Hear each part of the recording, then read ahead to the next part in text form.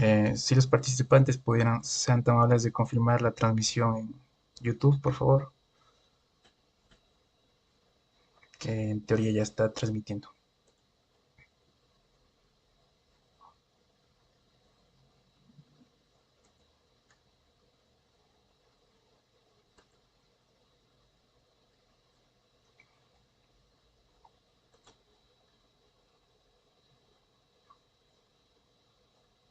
Buenas noches, Alan. Sí, ya se ve la transmisión. Ya se ve la transmisión. Genial. No sé si puedan confirmar los demás.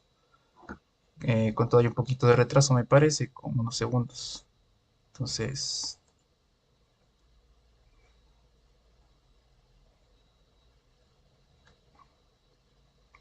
podemos. I think we can go back to presentation.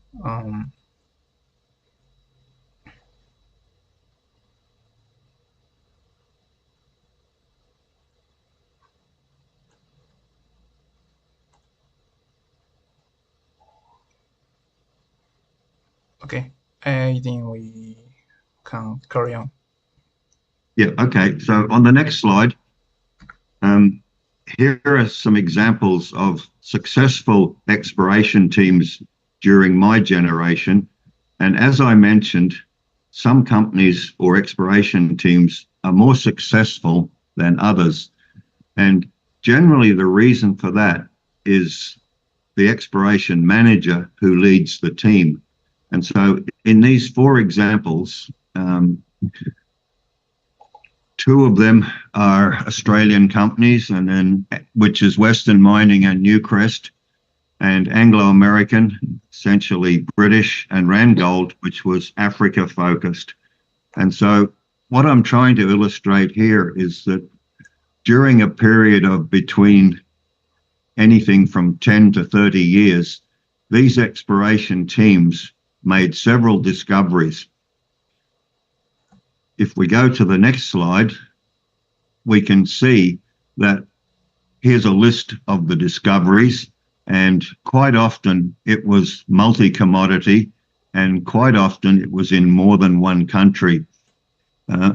One of the ones that was basically really focused on one metal was Randgold, and they were a very successful gold explorer in Africa. On the next slide, there's a company that was called Ivanhoe Mines. That still exists today, and it was founded by a Canadian entrepreneur, Robert Friedland. And here's a list of Ivanhoe's major discoveries. You can see that they are in different countries and that there are different commodities. And where there's an asterisk, that was a discovery made where there was no previous record of the commodity found. In other words, these were genuine virgin discoveries.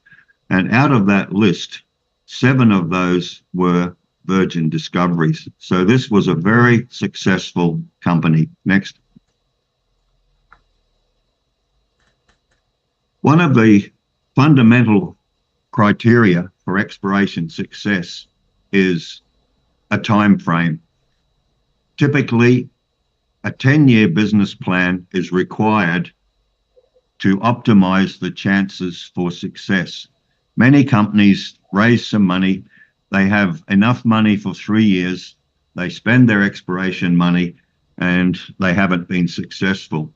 So one of the key things that's required for exploration success is at least a time frame of 10 years. Thank you. Furthermore, once a discovery is made, it takes many years from discovery to production. This is another factor and stresses the long-term nature of our business. This example is the giant Kamoa-Kakula sediment-hosted copper discovery and project in the Democratic Republic of the Congo. And from discovery to production was 27 years.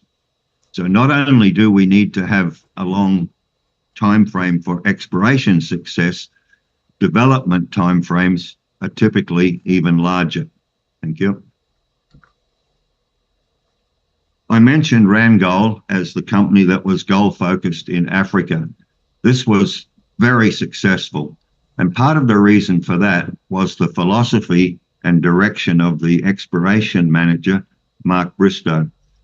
He had that 10-year time frame, and he maintained an annual budget regardless of the fluctuations in gold price, and he made sure that the team stayed together. So here's two critical ingredients because our industry is cyclic. The 10-year time frame helps to overcome the cycles, and it's really important to maintain your good people. Thank you. Now we come to the stock market. As I mentioned previously, it's private investors who fund mining companies. And so that's done through a stock market. Investors buy shares in a company, and the company uses that money for their exploration programs. Next. Unfortunately, our industry is very cyclic. Commodity prices fluctuate regularly, and there's a number of reasons for this. One is perhaps supply and demand issues, political instability, and other economic factors.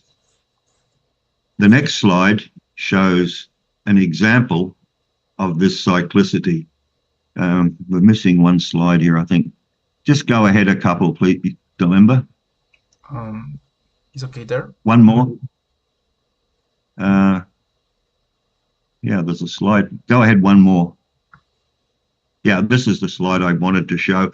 So here we see the cyclicity of our industry.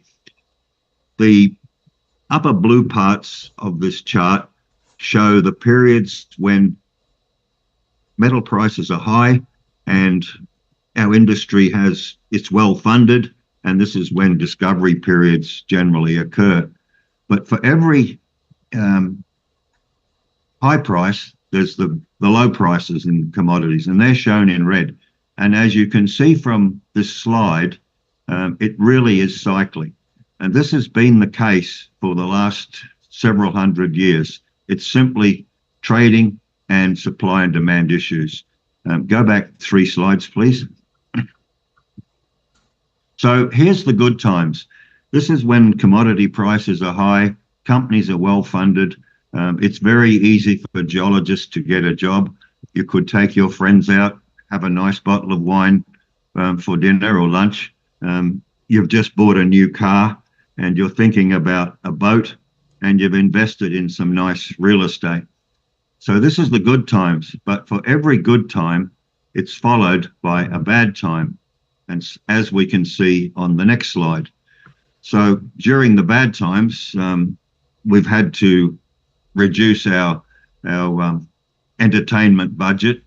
We've downcycled our transport, and we've got a smaller boat, and we now have more economic real estate.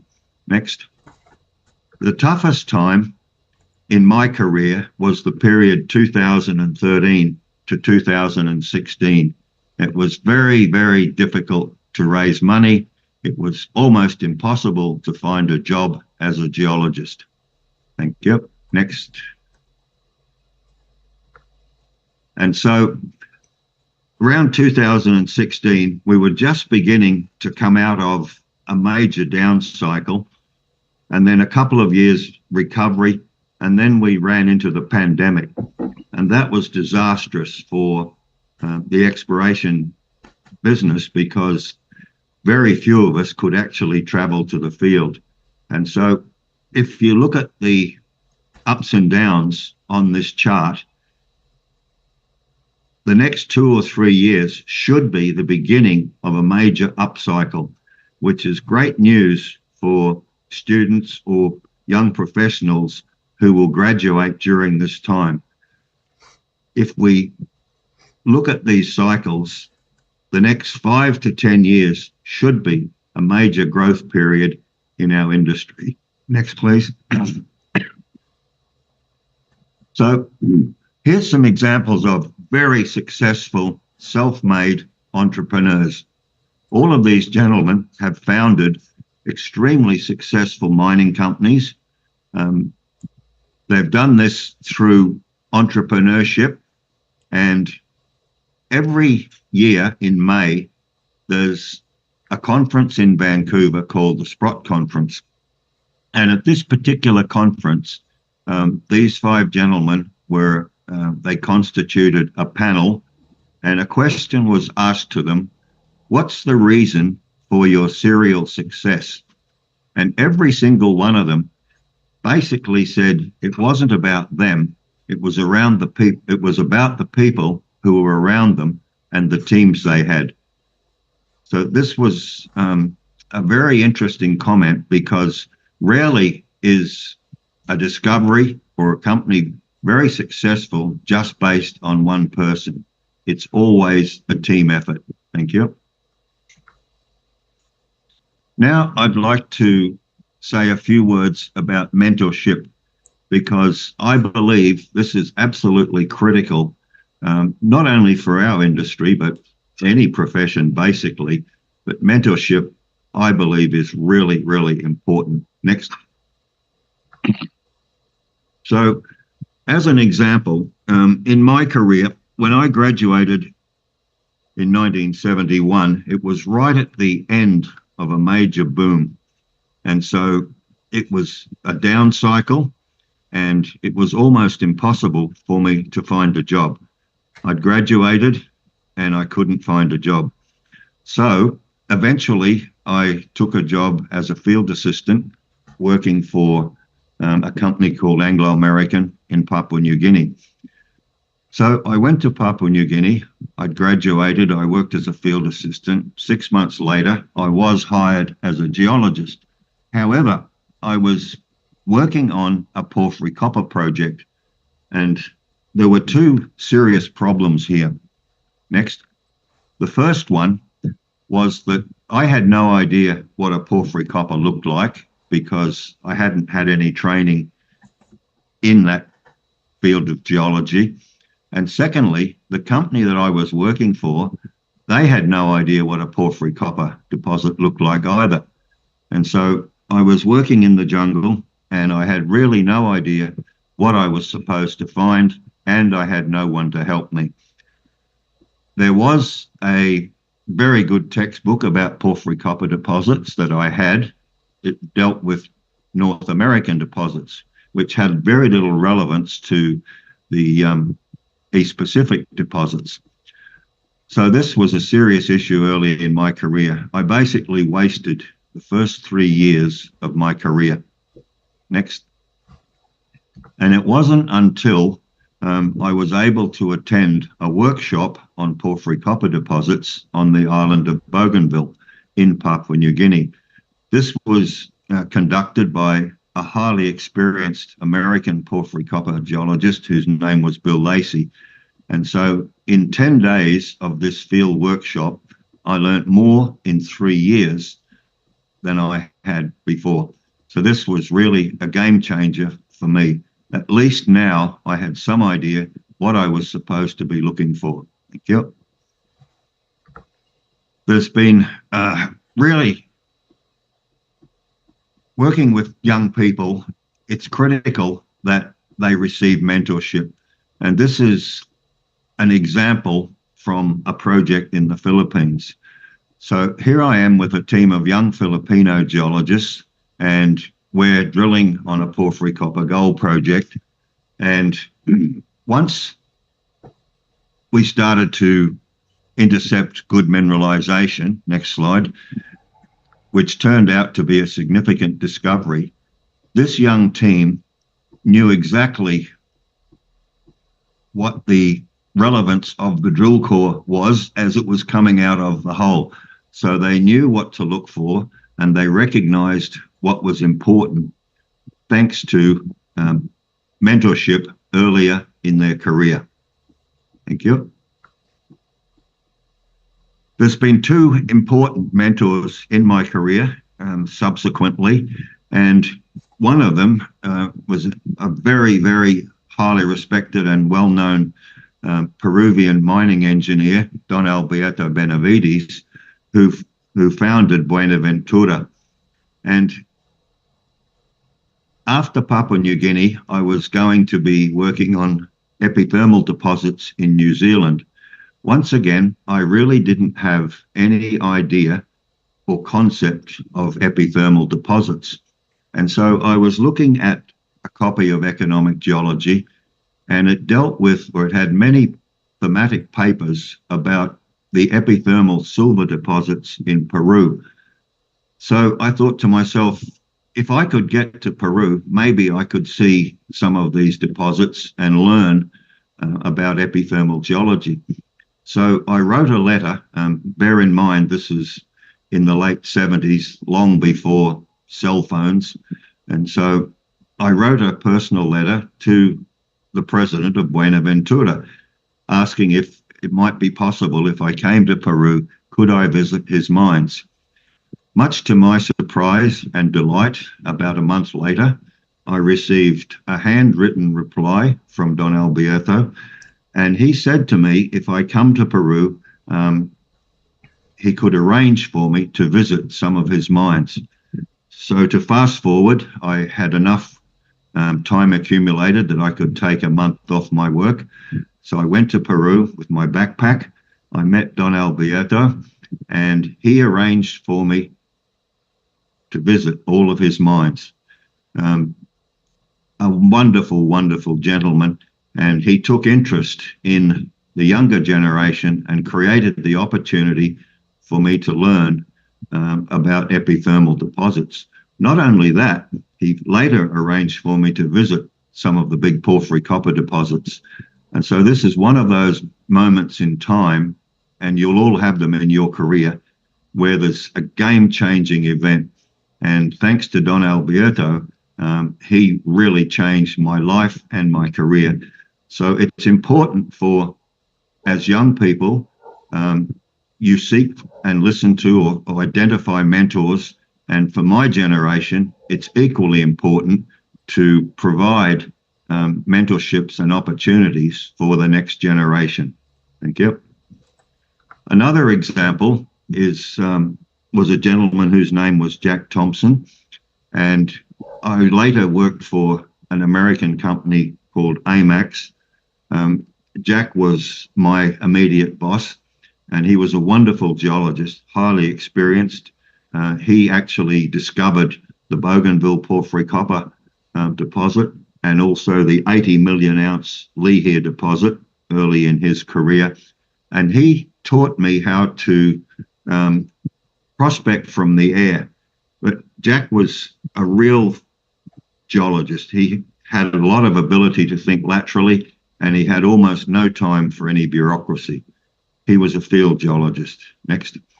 So what he taught me was to recognize potential mineral deposits from the air, typically using a small Cessna or a high-winged aircraft like this. And what we're actually doing is looking out the window for anything that might be different. There's a number of advantages of doing this. Yes, we have Google Earth today, that's fine, but this is still something I frequently use today if I'm working in a new area, particularly if it's a remote area and access is difficult. So not only here are we looking for something that's different, it might be landslips on the side of a mountain, it might be very unusual looking hills that could represent silicification, or perhaps we're just looking at how are we going to run the 2 or 3 year exploration program in terms of access. Where are the rivers? Where are the roads? What are going to be the challenges? So this was for me early in my career extremely useful. Next. And by way of example, here's a 1 million hectare block in a very remote part of the island of Borneo. This is northeast Kalimantan in Indonesia. And it's almost uninhabited except for local Dayak natives. So this was a very prospective block of ground for epithermals and porphyries with almost no information. So on the next slide, you can see how some of these programs were designed. Using that small aeroplane, you systematically fly over the tenement area. The orientation of the lines somewhat depends on what you know of the geology or the terrain. And this example had early success. The yellow star represents a discovery made almost right at the beginning of this program. Next. And so here's a historic photo of the aircraft that was used, and it was in mid-1994. And on the second day of this survey, which you can see on the next slide, we came across quite an unusual looking hill. And this was on the second day of the survey. And what caught our attention was white boulders around the base of this hill sticking out of the jungle. And this became an anomaly. We had a systematic way of recording our data, and this was what we termed anomaly 17. We later mounted a field party to go in and investigate what this was, why was the anomaly, and it turned out to be a highly mineralized, gold-bearing, silicified diatreme breccia. So all of that hill was silicified, gold-bearing diatreme breccia. The next slide. And this is what that hill looked like after I was invited back to visit a few years ago. So this was a very good discovery. It produced roughly 800,000 ounces of gold at a cash cost of $350 per ounce. So here's an example, just by simply flying around in a remote area and observing, looking for things that are different. So this became the Seriyung gold mine. Thank you. Some words about health and safety. Nobody would deny the critical importance of health and safety. Everyone wants to make sure that their team returns in the evening or at the end of a field campaign safely to their families. Unfortunately, a lot of the restrictions today, and I'll talk more about this, really have an impact on our ability to make discoveries. On the next slide. So health and safety policies are mostly now constructed by people who are non-technical or perhaps apply an industrial scenario to an exploration camp. And there's a very big difference between the health and safety requirements and standards on an industrial site or a mine compared to a field situation where you basically have a small team of people and you're relying on local people as well. So I just want to emphasize that this is different. They're not the same. But what's been happening in today's world is that, especially the bigger mining companies, their health and safety policies, next slide, are developed by people who have no idea about what you actually do in the field. And so you have these volumes of restrictions, some of which most definitely are important, some of which are totally impractical. So really, exploration health and safety should be based on common sense. And an experienced exploration manager should have some input into the health and safety policies, because this is the person who's done it.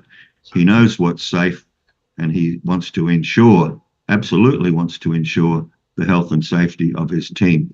Next. Next slide. So it's really, in some situations and some companies, the restrictions that are placed on field geologists really have an impact on the ability to go out and make discoveries, which is what we're actually tasked to do. There are many cases where it's not possible to camp out at night. There are many cases where if you don't phone in at lunchtime, it triggers an emergency response. Well, you can imagine if you're exploring in perhaps Ecuador and you're going out for 2 weeks on a exploration campaign, sleeping and working out of field tents, you cannot apply industrial health and safety policies to that situation. Next. So going back to Indonesia, and the top red square in the central part of this slide was the Seriung deposit I showed you earlier. And at the time, I was working for a company called Indochina that later became Ivanhoe Mines. And this was quite remote, but it was a great adventure. The next slide. And we never had any major health and safety issues over a 2.5-year period. And we relied heavily on the local native people because they were the people who, this was their backyard. They'd been living here for centuries and they knew what was safe and what wasn't safe. And they were great people to work with, and we had a wonderful team. Next. And here are some of the situations. This would be almost impossible for some big company exploration teams to do today. This is an example of another discovery that was made in this region. And on the left, you can see that the water's actually too shallow for the boat. And whilst pushing the boat, we were looking at the stream float, and we saw quite a lot of very nice coliform banded epithermal float in the stream. And this became, or this sample was the origin for the discovery of the July River epithermal vein systems, which are currently being put into production. Next. Here's another example of a very successful exploration campaign. This was helicopter reconnaissance in Mongolia in roughly 1997, 98. Ivanhoe Mines moved to Mongolia to conduct exploration for epithermals and porphyry coppers. And this is how the exploration was done. We were using Russian helicopters and we were camping out at night. We had our own fuel truck and we could do campaigns for approximately 2 weeks.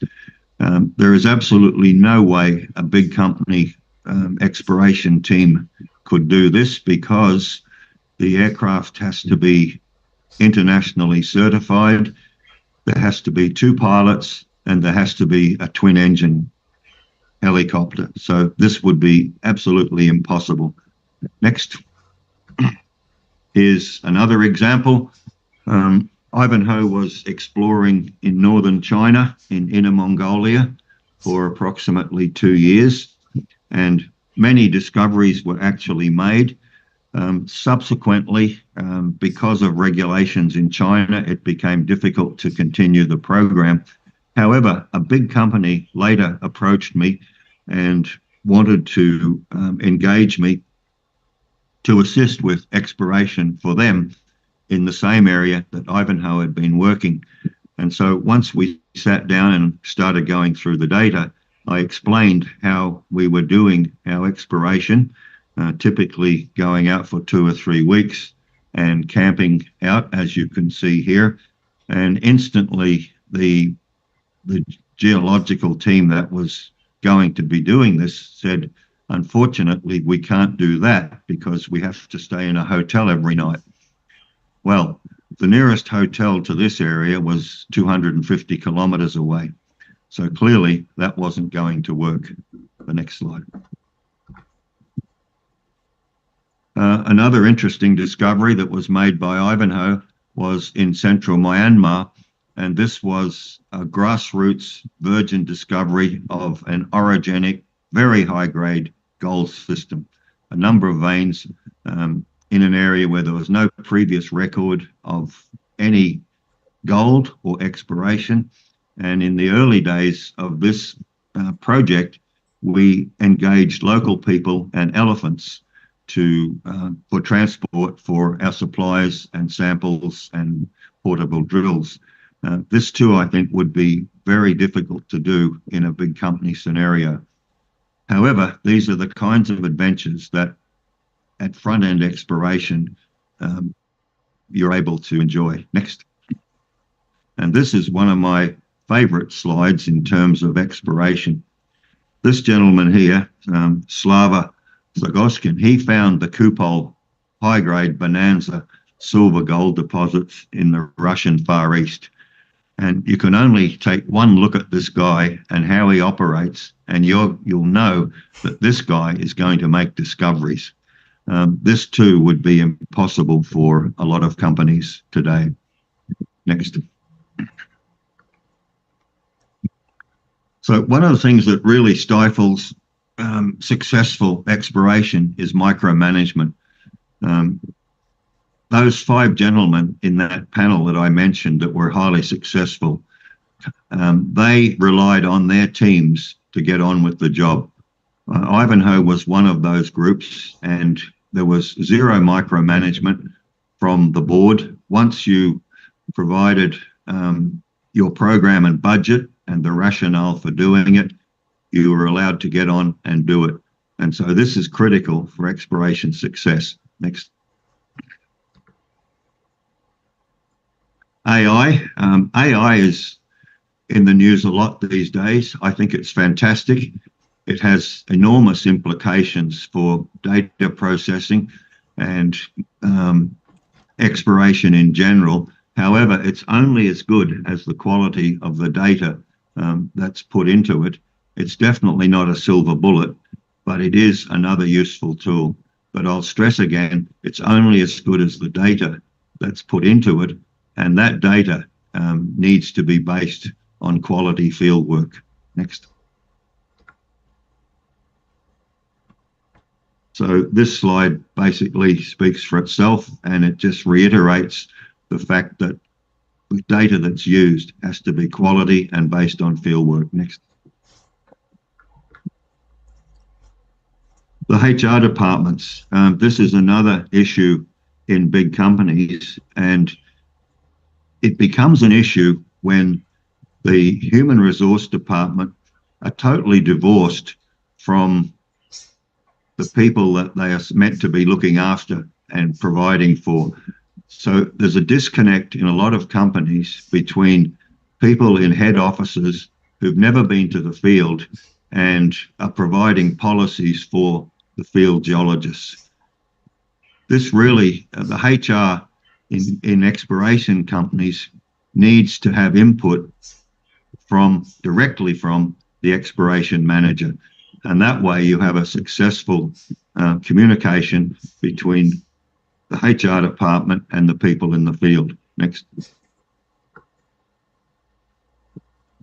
This is an interesting slide because a lot of companies they start out with a program, they have their tactics and their strategy. But generally speaking, this only works if you have the right exploration culture and teamwork. And this is the way things actually really get done in successful companies. Next, because in a team, there are people with different skills, and it's always the team that will be responsible for making discoveries. I mentioned earlier, it's extremely rare for one person to make a discovery. It's incredibly rare. People may claim they've made a discovery, but when you look carefully at what was involved, it's always about a team. Next. Models. Geologic models are extremely useful.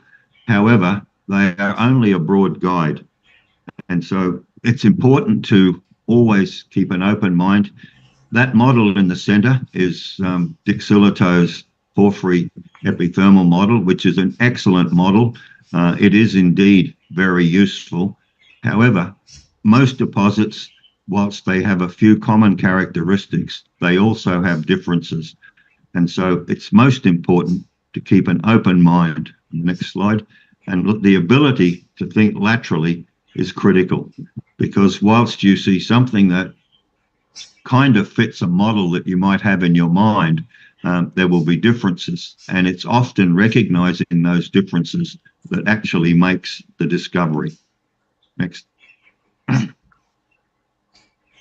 and particularly if you're looking for elephants, because quite often the elephants are found where you least expect them.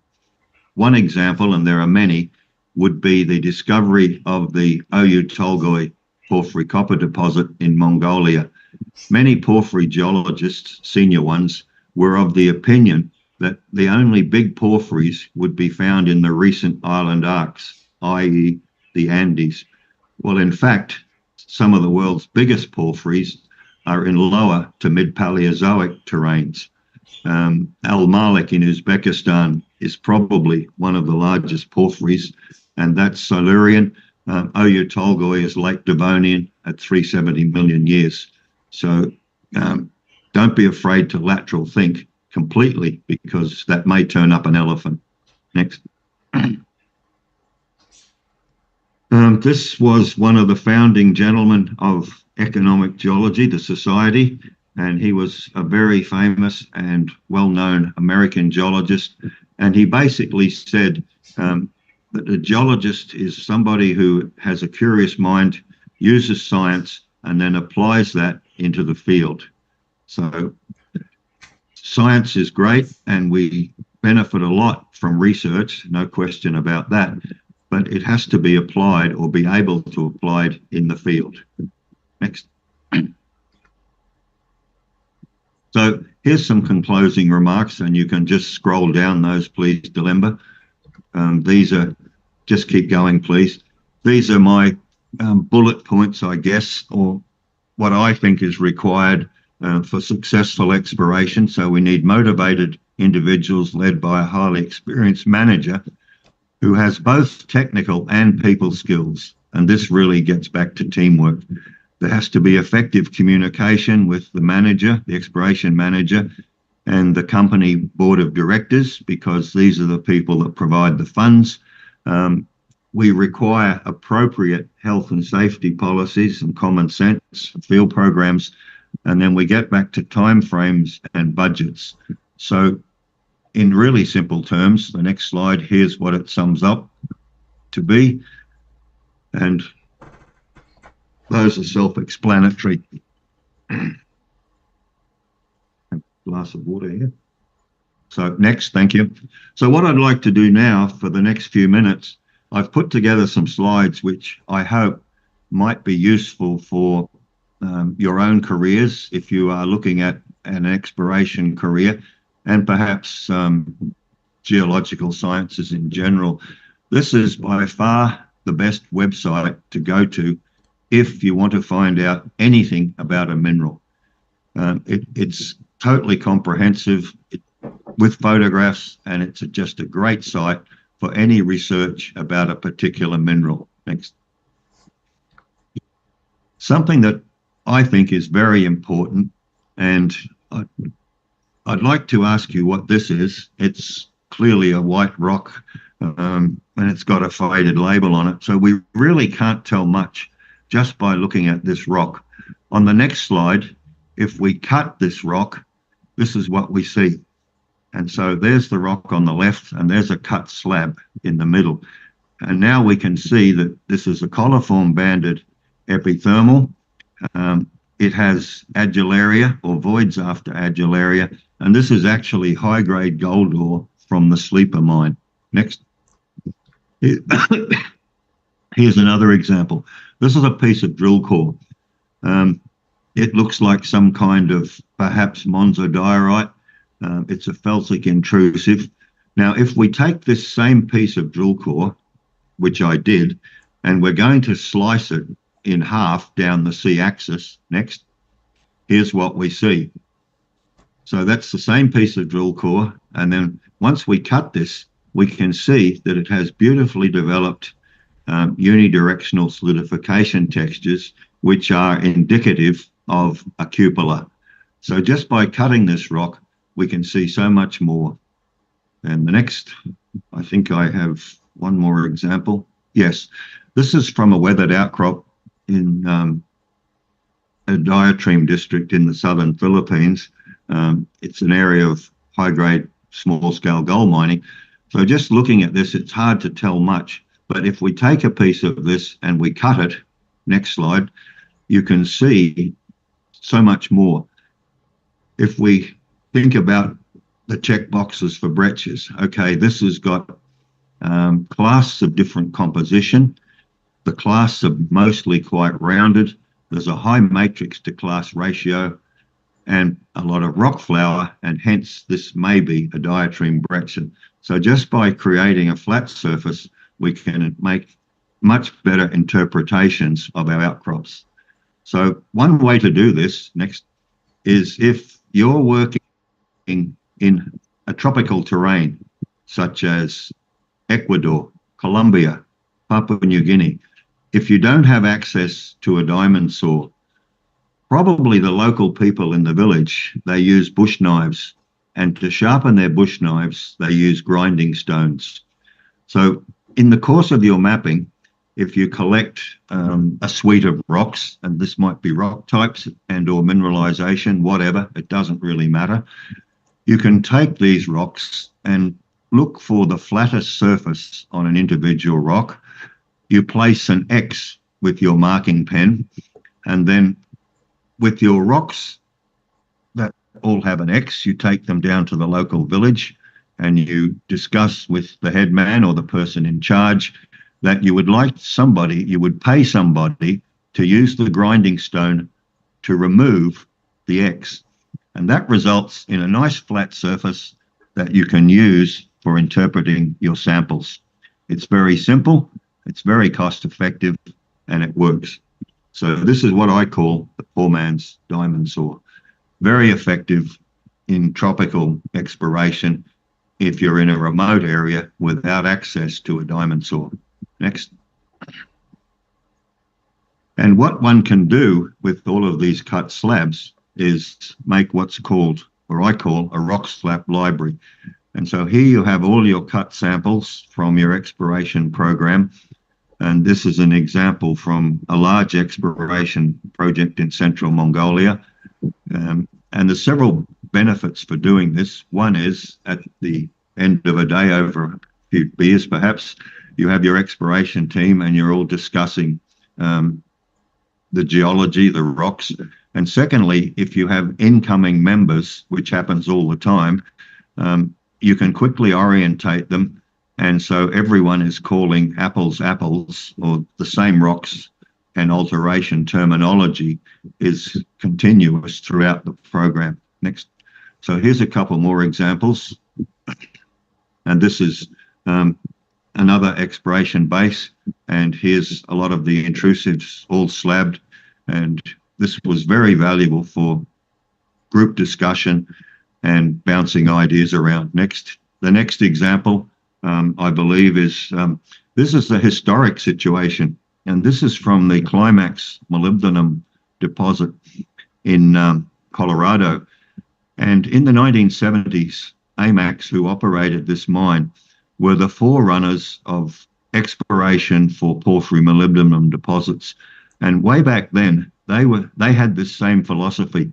And so here's beautifully preserved the storage area for all the samples from their exploration programs as a library for future reference. And I was delighted to go back here last year and see many of the samples in person that had been, that many publications had been made on molybdenum deposits, and here were the original samples still preserved. Next. So another example is the Lepanto deposit in the Philippines, where the exploration team has a slab library. The following example on the next slide is from South Korea. This is an epithermal gold project. Next slide. And the same principle, and in this case, the slabs are from a number of epithermal deposits and veins. And it's once you have these slabs and the assay sheet, you can then compare, looking at the assay sheet, which textures are prospective for gold, where's the gold occurring associated with which texture, and which textures have low values or no values.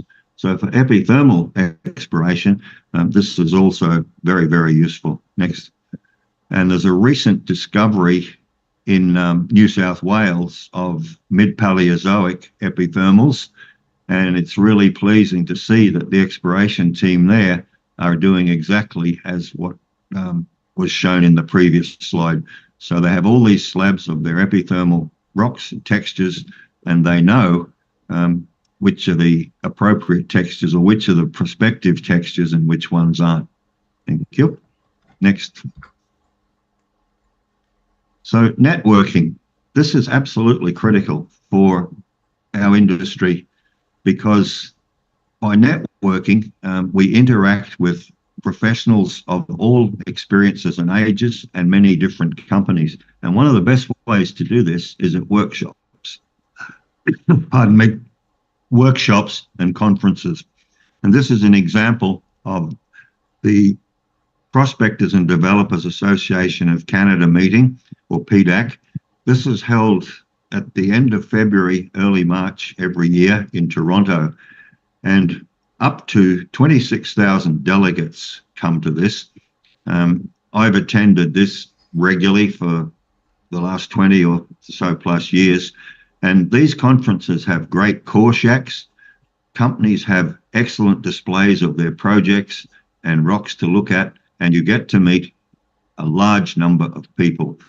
So as a student or an early career professional, these venues are invaluable because not only is it a marvelous learning opportunity, it's a great opportunity to market yourself. If you were looking for a job, you have selected a number of companies that you feel would be interesting to work with, and you walk up to them, introduce yourself, and discuss what you would like to do with your career. 9 times out of 10, you'll get a very positive response, and if nothing else, very good advice. So I highly recommend networking as much as possible. This takes the form of workshops and conferences. Next. So getting towards the end here are some great webinar sites that I think are extremely useful. And the one good thing that came out of the pandemic was the concept of webinars. And here are some of the really good websites where there's a tremendous amount of information. All of these, so many different topics, even careers and commodities, very, very valuable. And the star at the bottom is an interesting database website where there are summaries of most of the world's major mineral deposits, and this is readily available online for free. And I often refer to this if I wanted to find out something in summary form, for example, Chuquicamata, or perhaps I wanted to find out about Grasberg quickly and in a good summary, I would go to this website with the yellow star. So I encourage you all to check these websites out to see what's available, and for sure you're going to find a number of presentations which are relevant to what you're doing and most interesting. Next. One of the things I like to do is read, and so I've put together here a number of books. These are about mining companies, exploration industry in general. You can look at this later in your leisure. Next slide, we can just flip through these.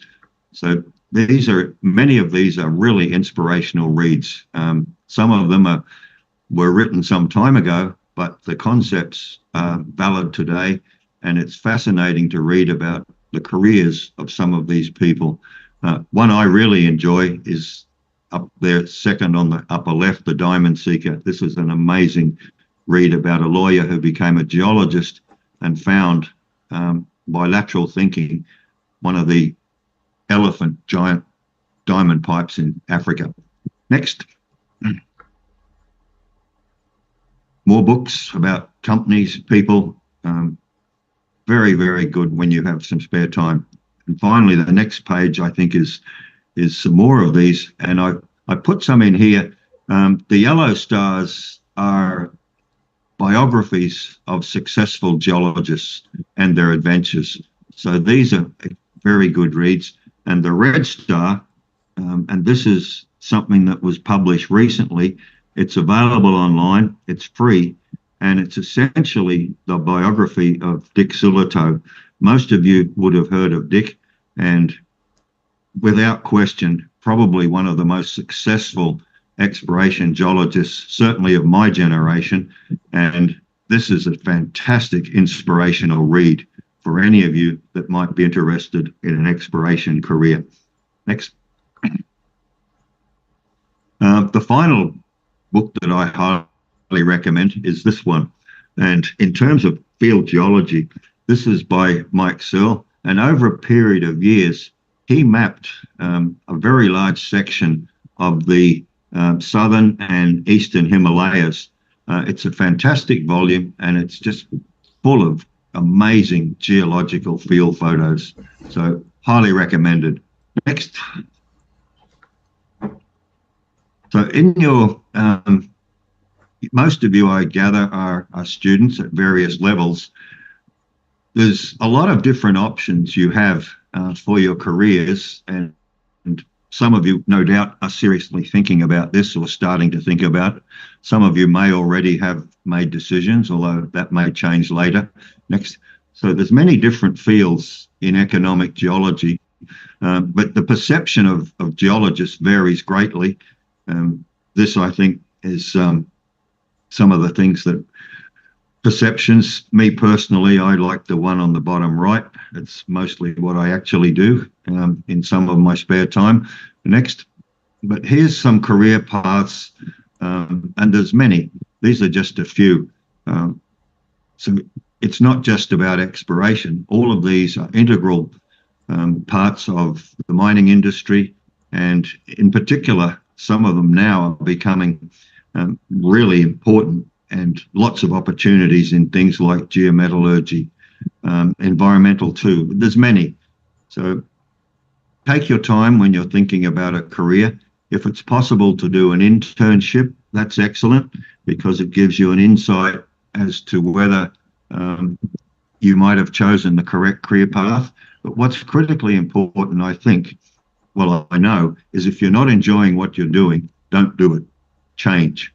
Because throughout your career, successful careers are based on passion and enthusiasm. And that means that you absolutely have to be enjoying what you're doing. Next. Getting back to exploration geologists, it's basically, at least in my experience, people who like field work, although of course the team will comprise geochemists, geophysicists, but front-end exploration is what I've been involved with my entire career, and it's been a fantastic adventure for me personally. Next. However, exploration's not for everybody. It comes with some sacrifice and requires a lot of time in the field, and particularly mid-career, it becomes challenging to manage a field-based exploration career and a family, which is something to think about. Next. So it can take you to amazing places. There are many times in my career where I've just been amazed that I'm being paid to have an adventure. This is a camp in Greenland as one example. Next. Here we have a exploration camp. Some of you no doubt have actually been here. This is some of the earlier days in the Solgol exploration camp. Next. And then I also showed you earlier some of the adventures that my exploration teams had in Mongolia. So I think my time is well and truly up. So I'd like to open the floor, next please, for any questions or any comments or any discussions that you might like to bring up. Thank you very much for your attention. Yeah, we are deeply grateful for your talk. We deeply appreciate that. We podemos proceder, chicos, a la sección de preguntas. Entonces, para las personas que están en YouTube, pueden dejar sus preguntas en YouTube. Y para las personas que están en Zoom, pues leeremos sus preguntas en este momento. So, Dr. Douglas, we are gonna read some questions that we have here. Okay, we have Hello. one question from Stalin Paukar. Uh, Could I be next? Could I be next? yeah, sure. Yeah, you feel free to translate, Dilemma. Yeah, sure. My Spanish is not nearly good enough to answer properly. I've got basic Spanish, but better Okay. in English. No worries. Thank you. I'm here for you. Okay. Stalin Paukar says, "Thank you, Douglas, for your engaging presentation. I would like to ask you, how can new generations of exploration geologists balance the economic goals of mining companies with the ethical considerations of environmental conservation and community impact?" Yes, a very important question. And quite often, the exploration geologist is the first point of contact with a community. And so it's critical that the exploration team, especially in a remote area where you're making contact with local people who have no real concept of mining, the first thing to do, well, most companies now have ESG policies, which is excellent, but it's very important that full engagement occurs as quickly as possible so that the local communities have a basic understanding of what you're doing there and why, and also, of course, respecting their culture. This is their land, and it's a very good question. Some projects, some companies do this very well, some don't do it very well at all. And of course, the end result for those that don't do it well is that the project gets to a certain level and then it would never become a mine. So it's critically important to have clear ESG policies for your exploration team, both social and environmental aspects, and engage communities as soon as possible and in a very meaningful way. Because, as I said, it's often the geologist who's the first point of contact. Very interesting. Thank you for your response, doctor. Damos paso a la persona que quería preguntar. Okay, thank you very much. Thank you, Douglas, for the engaging presentation. I'm a student. Currently, I am a student.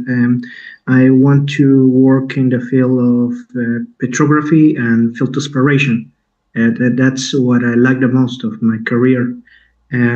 However, I find it difficult to look for papers or books where I can see hydrothermal alterations. I found a book, and the title says hydrothermal alteration of rocks, but I couldn't find a lot of more information. Is there a source where I can find that information that you could advise? Yes, indeed. If you were looking for epithermal alteration, there are some great webinars by Jeff Hedenquist and Antonio Arribas. So if you just Google Jeff Hedenquist epithermal webinars, a number will come up, and some of these are excellent. I saw one recently that was an hour, and it was all about different styles of epithermal alteration, mineralization. Likewise, there are others on porphyry coppers. For example, if you Google Steve Garwin, porphyry copper exploration or alteration and mineralization, and that gets back to some of those webinar sites I recommended, but there's many. And if you have access problems, just contact me. My email is djkdoug@gmail.com, djkdoug@gmail.com. But you'll find a lot of information just by Googling some of those webinars.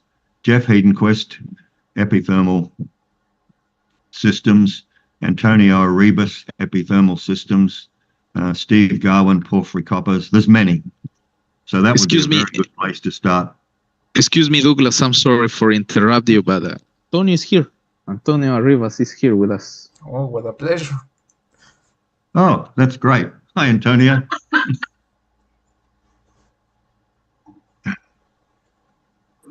Sorry, I was muted. Hello. Enjoying your talk very, very much.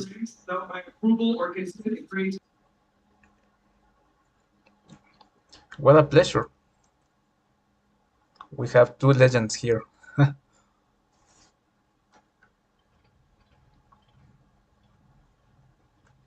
I think you are mute, Doctor. No, I'm not muted. Okay. Can you hear me? Yeah. Yeah, okay. Well, if there are no further questions at the moment. No, yeah, we have another questions. A couple more, I think.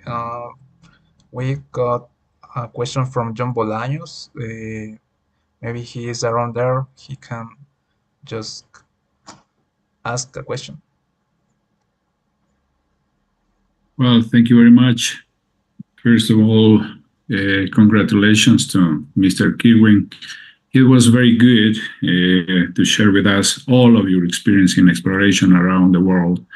And basically, this is a fantastic exposition, basically, for the students, and to clarify their minds in what way they want to walk, you know. I am in Ecuador, and also I am a professor of ore deposits in Ecuador. And one of the questions that I would like to ask you, because my experience is basically in America, North, Central, and South America. And as you said, basically in Ecuador, we have the tropical weather.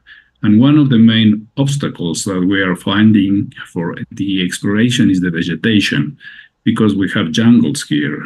And what you would recommend, what will be the right way to approach exploration in jungle terrains, like in the Amazon jungle rain, for instance? Big discoveries are being done, but more of them are more lucky in the small mining, I would say. The big companies basically are there using geophysics and all of the techniques, but some of them are basically following creeks. What will be your recommendation for the jungle, for this kind of weathers, and for having success and a quick success? And also you presented a porphyry system slide with a porphyry and all of the related ore deposits. When you have, for instance, limestone, you have skarns, the high sulfidation, low sulfidation, mesothermal, epithermal. So what will be your recommendation for working in this kind of environment? Thank you very much indeed, and congratulations for your presentation. Professor Giuliano, thank you very much for your kind words. The pleasure's been all mine to interact with the students. Yeah, jungle exploration is about as challenging as it gets. And as I said, I found that out early in my career, having spent 5 years in Papua New Guinea in exactly the same jungle terrains that you've mentioned. In hindsight, I think there's a number of criteria that are useful. First and foremost, in a new jungle terrain, one of the things I would actually do, as I mentioned in my presentation, is spend a day or two in a small aircraft. If it's a big area, say it was 1 million hectares, just to get an impression of what the terrain is actually like, and how thick is the jungle, what are going to be my access challenges. At the same time, I might be fortunate enough to see a lot of blue tarpaulins or small-scale mining camps, as one would see for example, in Guyana, the Philippines, it's often the small-scale miners or the garimperos that make the discoveries, and so that too is an indication. Furthermore, the classic techniques, if there's sufficient terrain, of stream sediment geochemistry and float mapping still work, particularly paying a lot of attention to float mapping and the few stream outcrops that you might have, because unless you have a silicified body, a significant silicified body, as was the case in Serium in Indonesia, all of your outcrop and hence your information is going to be confined to drainages.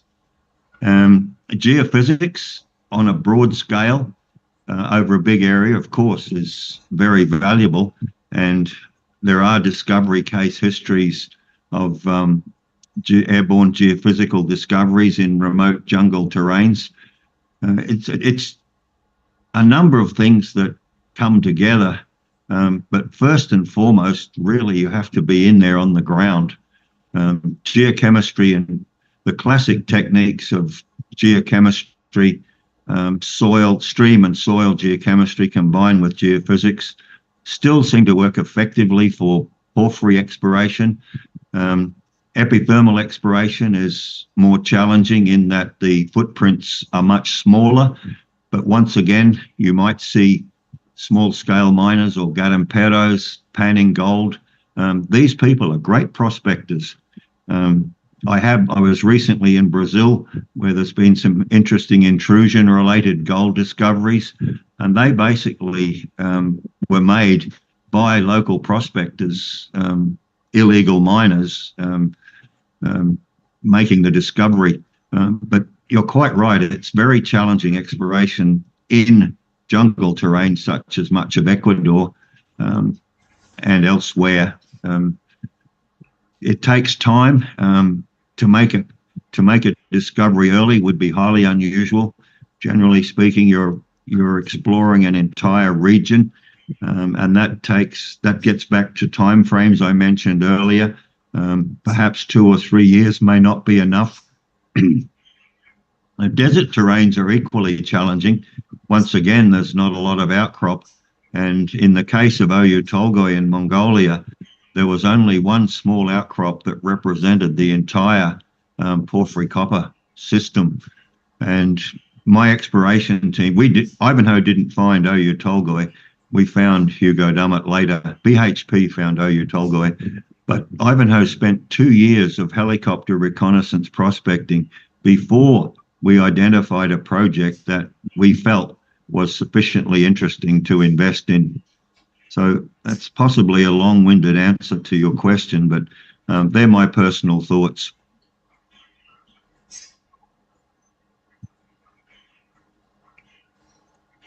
Thank you. Thank you very much for your answer, Doctor. We have just a couple more questions from the YouTube stream. Lidbert Alarcon says, could you please ask this question? Excellent, Dr. Douglas. Do you have any tips for orogenic gold exploration? I work in a BTV greenstone belt.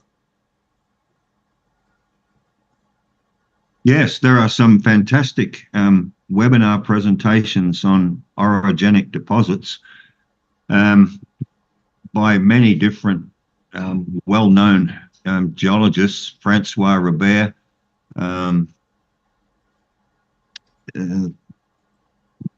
is one of them. There was a very good webinar session. It was a workshop all afternoon at the latest PDAC in Toronto, and Rich Goldfarb hosted that, and he gave a wonderful presentation on an overview of orogenic gold deposits, and there were several other speakers for a period of over 3 hours. So that was one I really enjoyed and learned a lot from. It's available, freely available. I'm not sure whether you might easily find the link. Delember, I could send you that link and you could forward it on. But Yeah. once again, if you Google orogenic gold webinars, for sure you're going to get some of the more interesting ones come up. And there's many on those websites that I listed for you, different webinar sites. GeoHug is one, Ore Deposits Hub is another. So there's a huge amount of information on orogenic gold deposits in those websites. Thank you very much. Yeah.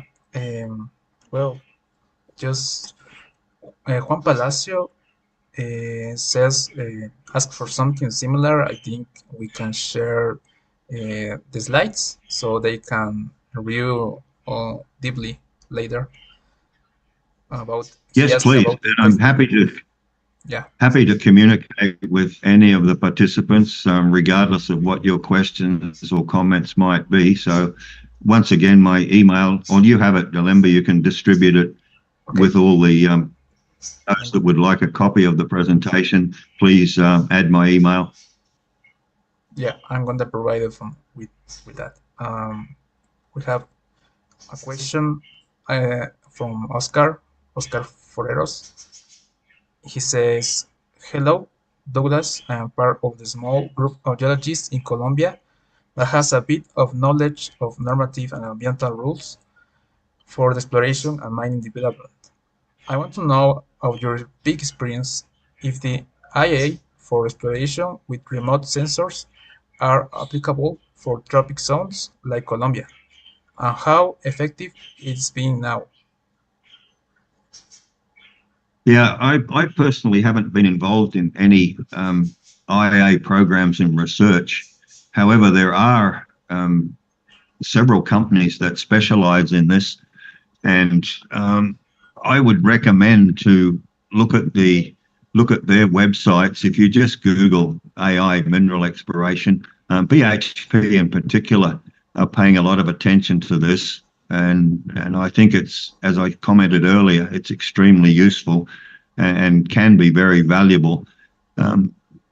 It really depends on the amount of meaningful data that you have, which in Colombia, there must be a lot of, well, historically, there's been a huge amount of exploration, but how much of that is in the public domain, I'm not sure.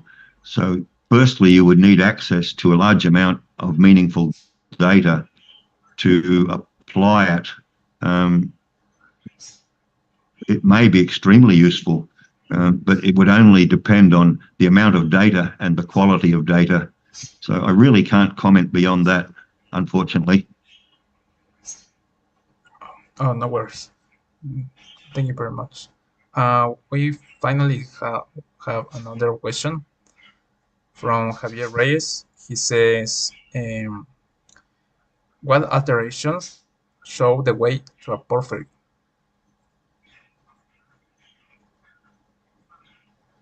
I missed the first part, I'm sorry.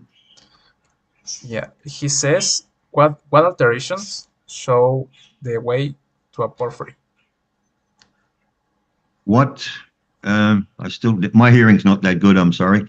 Alteration. One more time.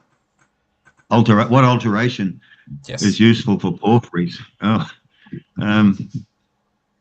Well, if you think about scale, typically the bigger porphyries have big alteration halos, and depending on where you are or at what level of the system, each has its own characteristic alteration assemblages. And there's been some very good webinars about alteration in porphyry systems, and so I would recommend to look or to view those webinars, and it will be clearly explained how alteration zoning, the importance of it and how it varies within a system and also with different types of systems. But it's really necessary to think about scale, because big porphyries typically have large alteration systems.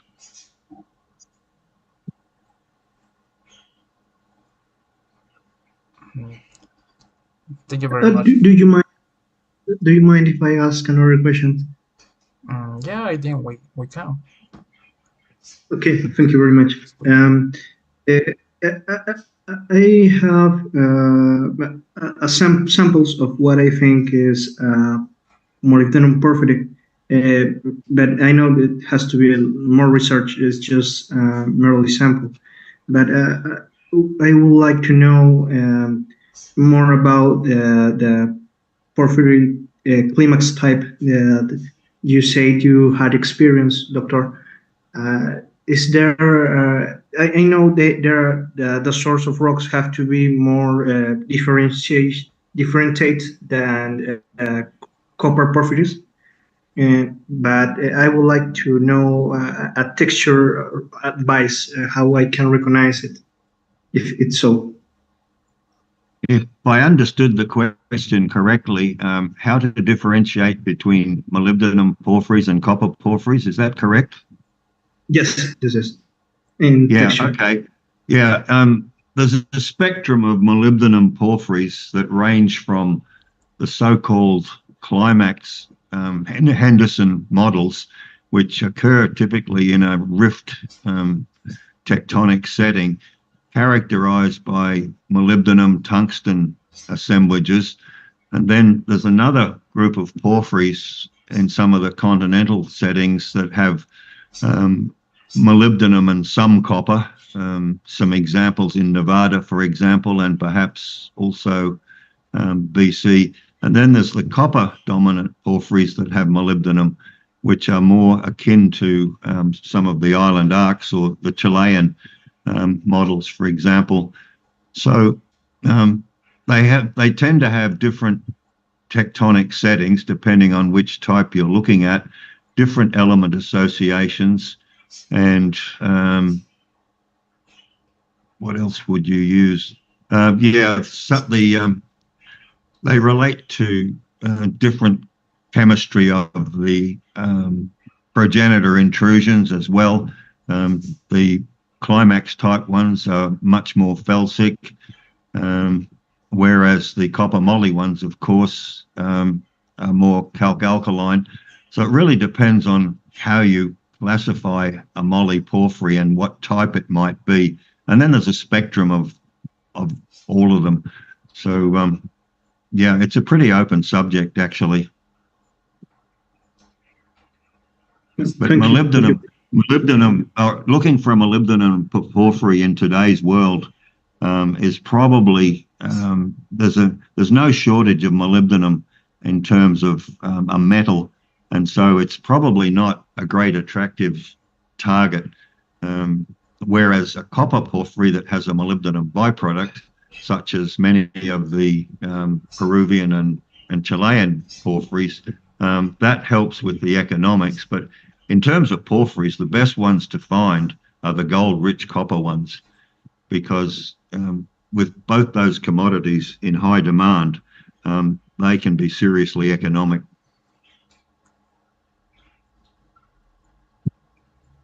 Thank you very much. Thank you very much, Doctor. I don't know if we have some more time for another questions that we have in the chat. Yes. Oh, thank you. Julio Cordova says, thanks a lot and congratulations to have you here, Professor. Is there any chance to hear from you about porphyry textures as it was intended from the beginning in the near future? Yeah, I apologize for changing the topic. Yes, we could certainly discuss some of the research that I've been doing. Most of it relates to volatiles and fluids in cupolas and what those textures are. And I did send you, I think, a webinar some time ago for your chapter. You know, you're welcome to distribute that. But yes, I'm happy to do that. Sure. Just need a little bit of notice. And there are also presentations available in some of those webinar sites that I mentioned to you. Thank you. We're deeply grateful. Okay. I think we are done with the questions. We have no more questions, so we can Just on behalf of everyone here, I would like to extend our deepest gratitude for your enlightening talk. Your extensive knowledge and vast experience in the field of geology have provided us with invaluable insights and inspiration. Thank you once again for your invaluable contribution to our learning and growth. Thank you very much. You're most welcome, Belinda, and thank you to you and the student chapter for arranging the presentation. And I wish you all the best in your careers, and feel free to contact me anytime. Thank you very much. Thank you very much. Bye, everyone. Goodbye to everyone. It was a pleasure.